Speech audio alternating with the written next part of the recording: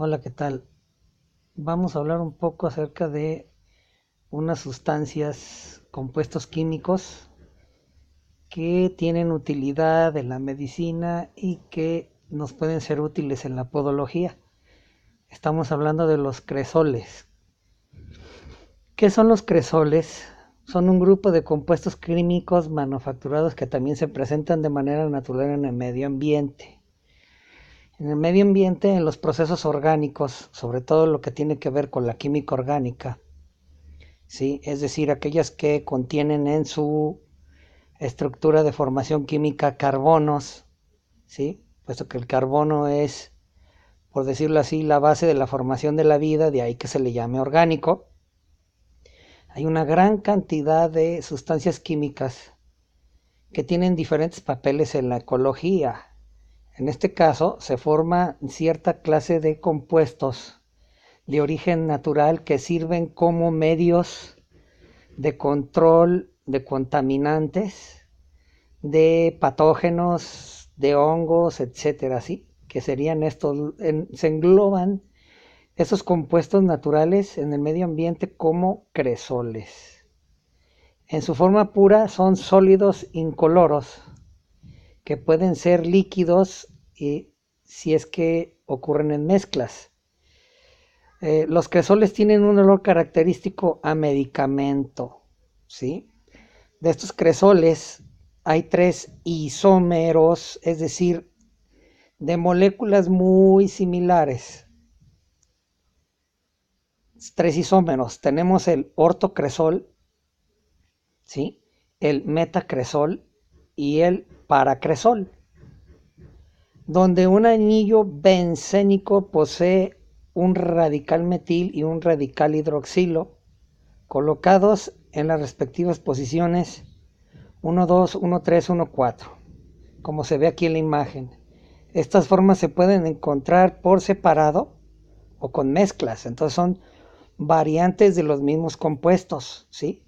Los cresoles se utilizan, entre otras cosas, para disolver productos químicos, puesto que son unos buenos disolventes, ya que tienen una acción ácida, ¿sí? Tienen acción desinfectante, desodorante, y son la base para la fabricación, entre otras cosas, de lo que son plaguicidas, solventes y plásticos. Fíjense nada más toda la aplicación que tiene. Los cresoles se encuentran en muchos alimentos y en el humo de la madera y del tabaco. Estos cresoles están concentrados en una sustancia oscura que es producto de la concentración imperfecta o de la combustión, que se le conoce como alquitrán. Ahí está, entonces ya pueden entender un poquito a qué se refiere esto de los cresoles.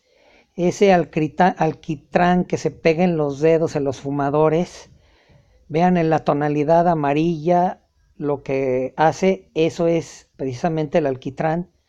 El compuesto rico que está en ese alquitrán, ¿sí? Es el cresol. Estos cresoles son pues fáciles de producir a nivel industrial. Por lo regular se hace destilando el mineral de carbón mineral que se llama hulla. El carbón mineral en una combustión lenta se produce un destilado y sale un líquido oscuro de olor sui generis, es decir, muy característico, que se parece mucho al medicamento, ¿sí? Olor fuerte, aromático.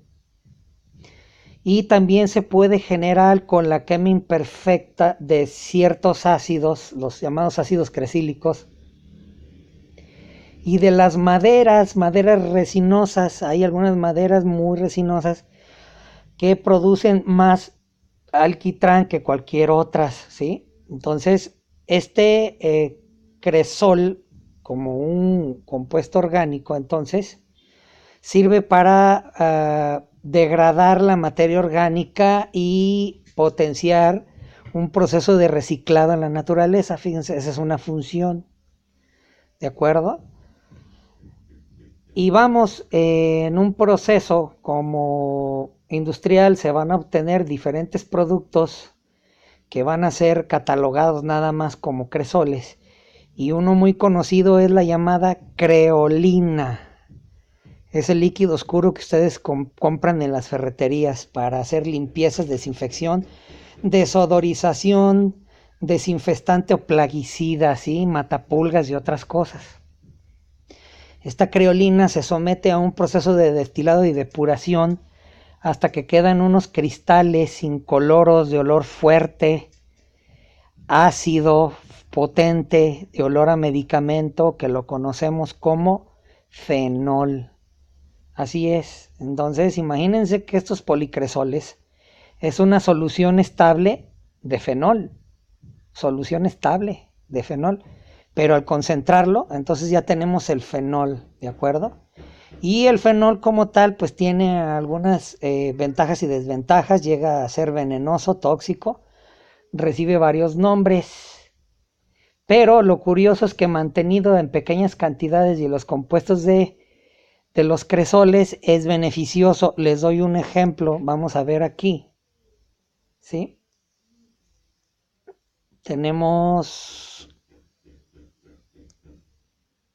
los cresoles, algunos compuestos utilizados como el policresuleno. El policresuleno entonces es un medicamento derivado de esos cresoles que ha sido tratado especialmente para tener una acción sobre el organismo, específicamente sobre tejido.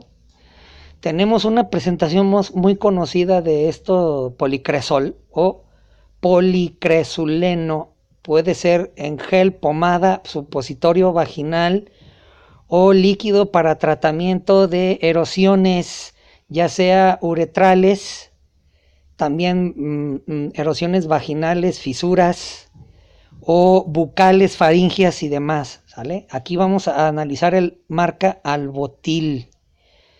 Y el Albotil óvulos es especialmente el óvulos y el gel para anomalías de erosiones del cérvix, de la vagina y del cuello uterino. Sin embargo, lo que interesa aquí es la acción de este fármaco, ¿sí? Dice, actúa selectivamente sobre el tejido desvitalizado o alterado patológicamente.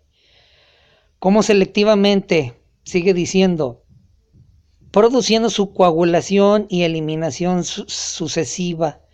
No afecta el epitelio escamoso sano. A eso se refiere, que es selectivo, porque nada más va a actuar en el epitelio dañado, ¿sí?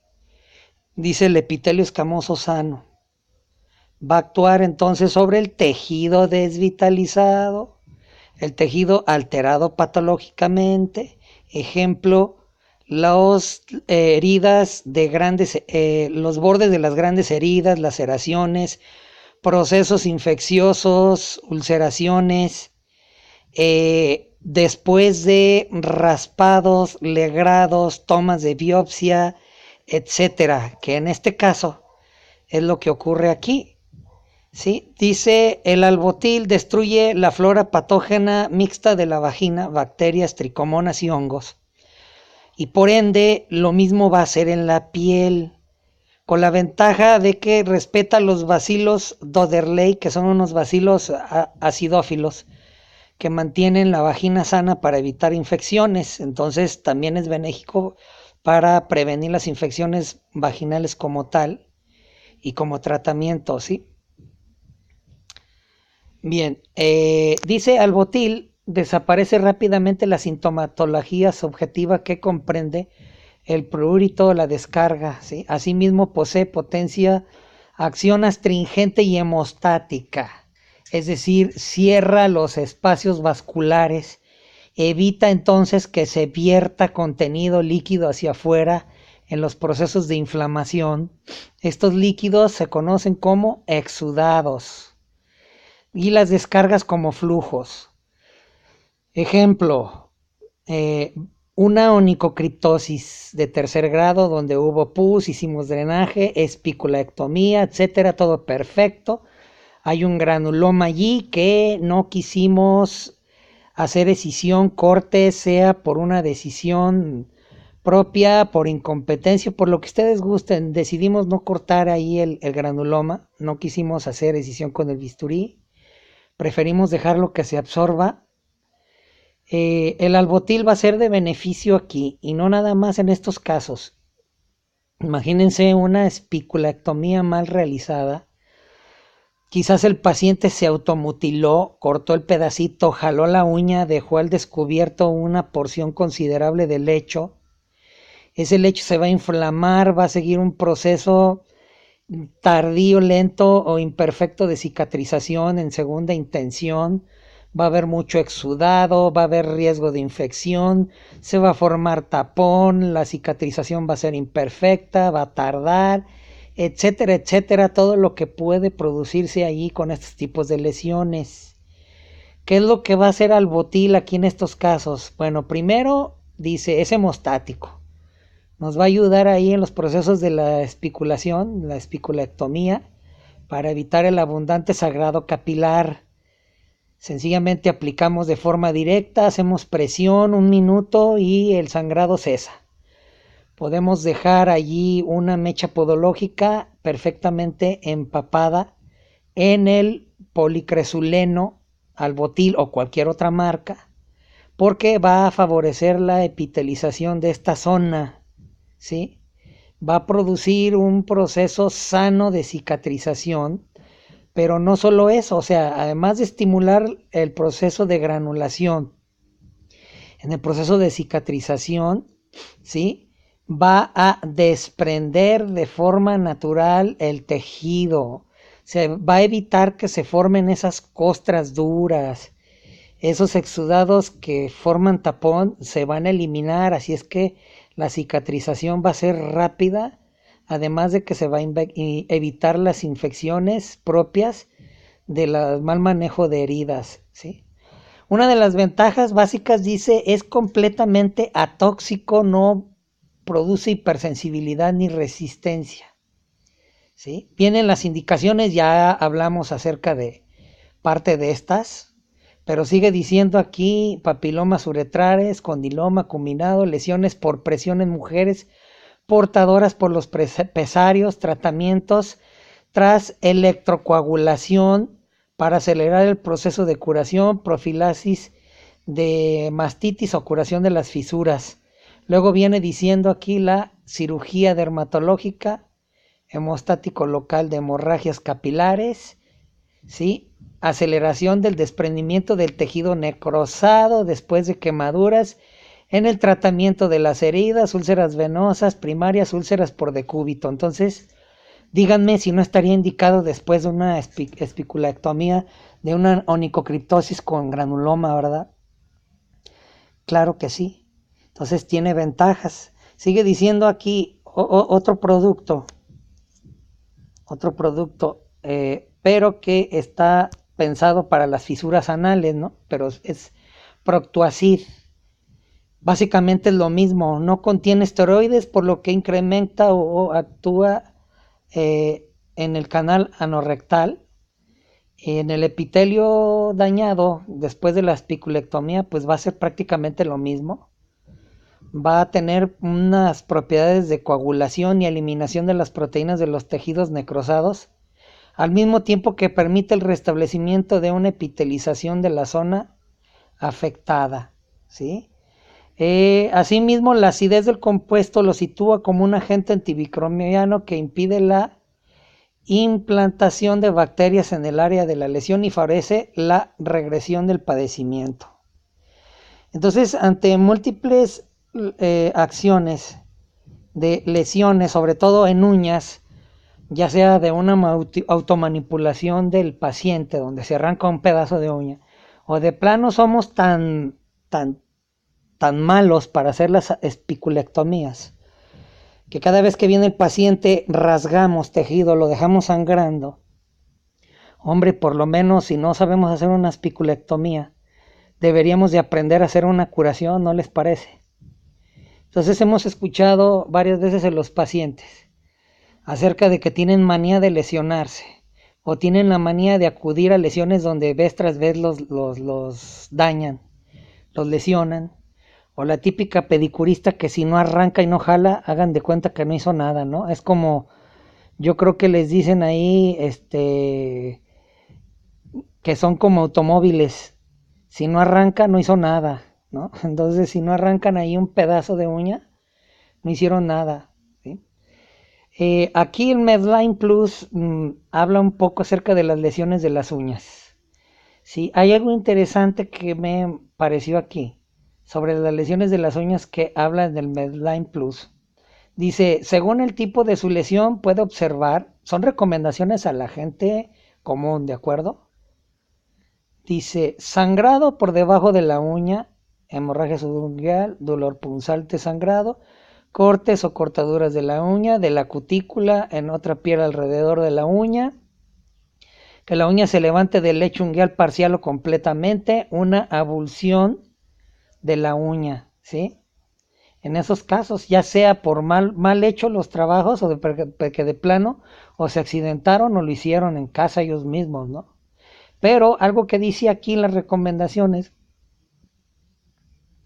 dice para cuidar de una lesión de una uña en casa, si puede detener el sangrado rápidamente, ahí está lo primero, ¿verdad? Si no puede, pues al servicio médico. Pero si puede, dice y la uña no está cortada o rota y sigue sujeto al lecho unguial. Tiene un hematoma subunguial que es de menor a una cuarta parte del tamaño de la uña. Si su dedo de la mano o el pie no está torcido o deformado, si no, hay que buscar la ayuda. Luego en el tratamiento dice de las lesiones del lecho unguial. Para hematoma de mayor tamaño, su proveedor creará un pequeño orificio de la uña. Hay que drenarlo, ¿verdad? Y hay muchos vídeos por ahí en la red donde les muestran cómo hacer el vaciado rápido de una uña que no haya pasado más de entre 4 y 5 horas de haber sufrido el hematoma subunguial para hacer el drenaje, ¿sí? Esto permitirá que el líquido se drene y alivie la presión al dolor. Luego, las laceraciones o abulsiones de la uña. Puede removerse una parte o toda la uña. Los cortes del lecho unguial se cerrarán con puntadas, desde luego si lo permite el caso o ustedes saben hacerlo, ¿no? Luego dice, la uña se volverá a fijar con un pegamento especial o con puntadas. Entonces, pues ahí está el pegamento quirúrgico que ya conocemos todos, alias cianoacrilato, ¿no? Luego, de ser posible volver a fijar la uña, su proveedor puede reemplazarla con tipos especiales de material, un material que permanecerá sobre el lecho unguial conforme sana. Pues las ortoplastías acrílicas. Entonces, después de hacer una curación base, donde nosotros vimos que no era viable pegar la uña al lecho, porque estaba ya desprendida en más del 50%, mejor retiramos la uña, hacemos un desbridado de tejido desvitalizado, hacemos una curación por icresuleno, ponemos el policresol parche, 24 horas lo citamos, retiramos parche, evaluamos el estado de la herida, si comenzó el proceso de cicatrización o granulación. Sencillamente secamos bien la zona y luego hacemos una onicoplastía acrílica y citamos al tercer día y hacemos una revisión. Y ya le damos seguimiento al caso, ¿de acuerdo? Y esto nos va a permitir dar la solución a la mayoría de los casos de lo que son las abulsiones parciales de las uñas, las automanipulaciones y la praxis incorrecta, ¿de acuerdo? Entonces recuerden el valor del albotil en estos casos. Gracias a todos.